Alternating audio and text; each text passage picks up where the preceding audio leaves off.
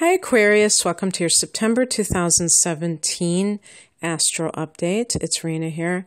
Wow, I think that some of you are going to be dealing with some kind of inheritance issue, big time. The 8th house is sex, death, and other people's money. And this is where Mercury went retrograde back on August 12th. Okay. As the month begins, Mercury has dipped back into Leo.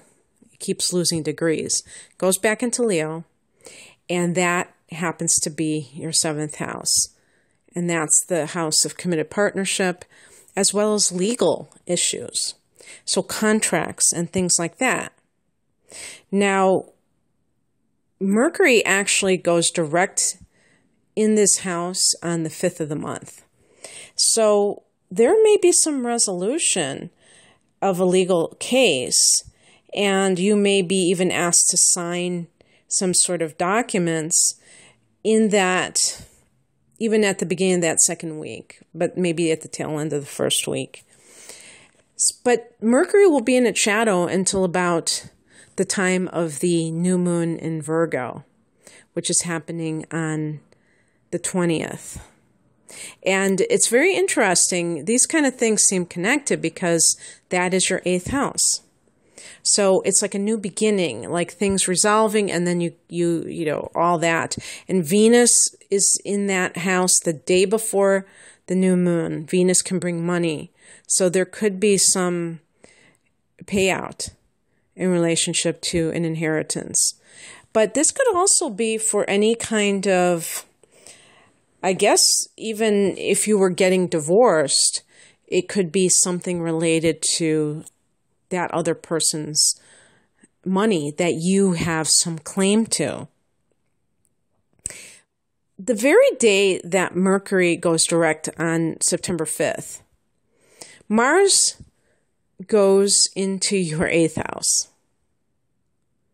Is that a coincidence or not? Well, I would offer this. I would say that it's possible that there is something that is still being hashed out in that first week where people are still like having conflict about something that is shared resources. And so, and even like with Mars, there could be like, there's just a lot of activity. Let's put it that way. So, the other thing that the 8th house represents is intimacy. And Aquarius, this is what I would ask you. Have you had issues with a, partner of yours regarding your communication? Because that could also have been what was happening during that Mercury retrograde. You may have been dealing with a lack of communication and connection with somebody. And maybe they called you on it. And something broke down, something was not being dealt with, or maybe you just kind of were ruminating about something. And you'll come to a decision about it in that first week, about this relationship. And I'm not talking about just casually dating. This would be a committed partnership. If it's not an actual marriage partner, it's the equivalent of that. And Aquarius is an air sign. It's known for being detached. You like logic. You like to deal with feelings on an analytical level. So you may be really good at describing feelings, but not necessarily feeling them.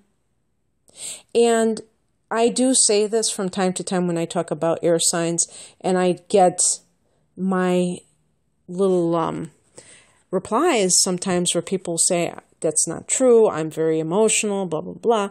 And you know what? This is looking at it from the pattern of an archetype. Aquarius has certain characteristics, but they are not going to be 100% how you are, because you are more than just your sun sign. You're made up of different parts. Your moon sign might be in Pisces. Your moon sign might be in Cancer. Could be in anything. And if it's very emotional, that will, greatly affect how you, not necessarily how you communicate, but how you feel. But I want to kind of bring this up because this may be a reason that some people have had relationship issues, because you have had some hits to that seventh house, as you know.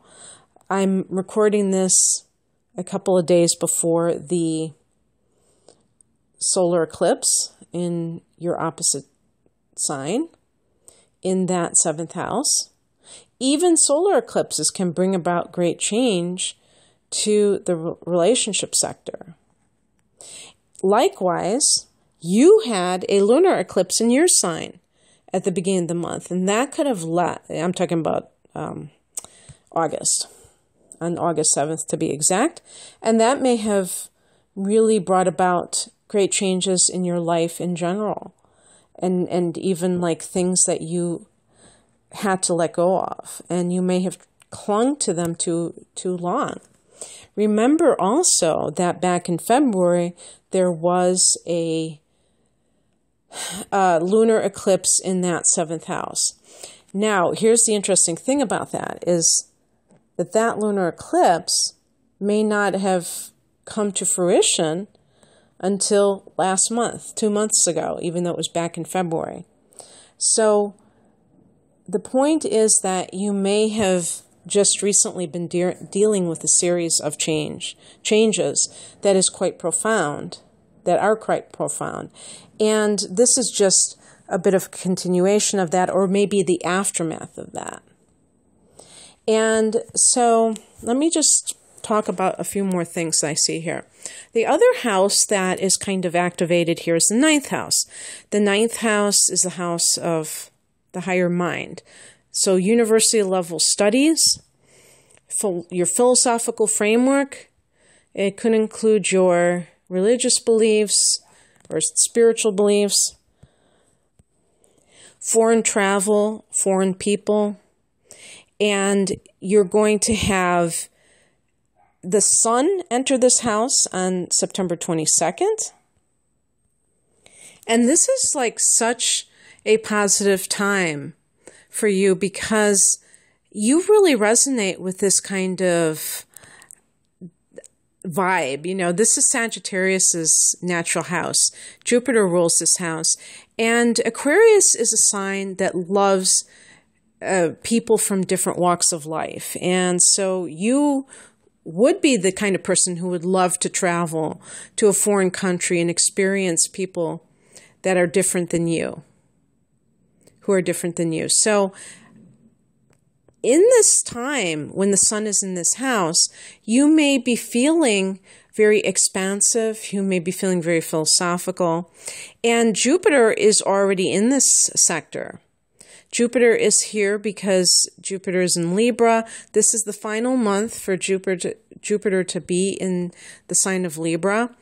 In a few weeks of, I'll just say the 11th of October, Jupiter goes into Scorpio, and that is your 10th house of career. So that'll be really good for your ability to be successful in the world.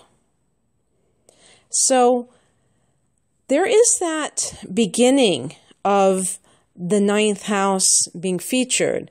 But for most of the month, we're looking at the transits in the 8th house. But I should note that Venus is going to be in that 7th house, your opposite house, the house of relationships, for most of the month anyway, because it goes into the 8th house on the 19th. So, or at least over half of the month, it's going to be in that 7th house. So that can be very good for relationship issues. And if you are somebody who maybe got off track with your partner because you were not sharing your feelings, you're being kind of remote, or maybe they had some kind of breakdown with you. You will get back on track if that's something that both of you want to do. So that's one thing that I want to kind of stress as I end this reading, is that this is not suggesting by any shape or form that you are having marital issues or, relationship problems that are insurmountable. It's simply saying that you may have been challenged by something connected to getting deeper with that person, and now you're working it out. And I think for those that are meant to be together, they will work it out. And it can actually be a very good time for you, because that new moon in the 8th house can be a time when you have a new beginning at a deeper level. But again, some of you may be just dealing with inheritance issues or other types of money issues, that don't involve the money that you earn specifically. So Aquarius, I hope you enjoyed this. And if you'd like a private reading, I'm offering my natal chart interpretations on sale right now. And I have other types of readings. Otherwise, take care of yourselves. Bye.